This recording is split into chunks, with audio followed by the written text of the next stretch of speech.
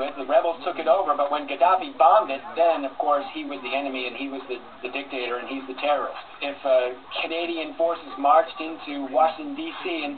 and took over the Pentagon, and we responded, nobody would call the American government a terrorist government for protecting our own interests. But that's what we're seeing here with Gaddafi and some of these so-called bombings. It's very interesting that there's very little in the press in terms of pictures of actual, violence. Another theme in the reporting that I read today was this idea that people in Washington are conversing with governments in Europe about what to do about this rogue state Libya and the need for humanitarian aid instead of military intervention. Well, the military intervention has already occurred.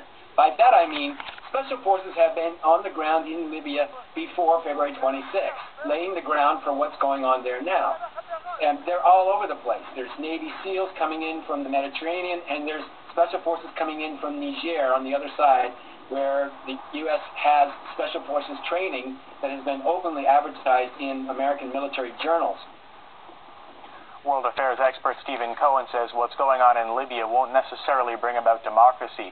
We'll hear some of what he's got to say in the next hour when the New York University academic talks with our team. The United States has intervened militarily in so many countries in my lifetime.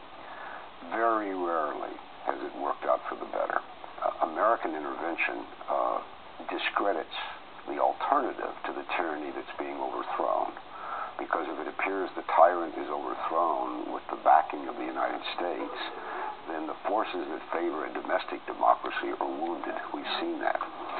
In addition, what we're witnessing in Egypt and in Libya, it's not clear that these are pro-democracy movements yet. These are anti-despotic movements. They want to get rid of the dictator. But getting rid of a dictator, as we've learned in many countries, doesn't lead necessarily to democracy. That's a process. The Libyan government is reportedly running out of cash, with the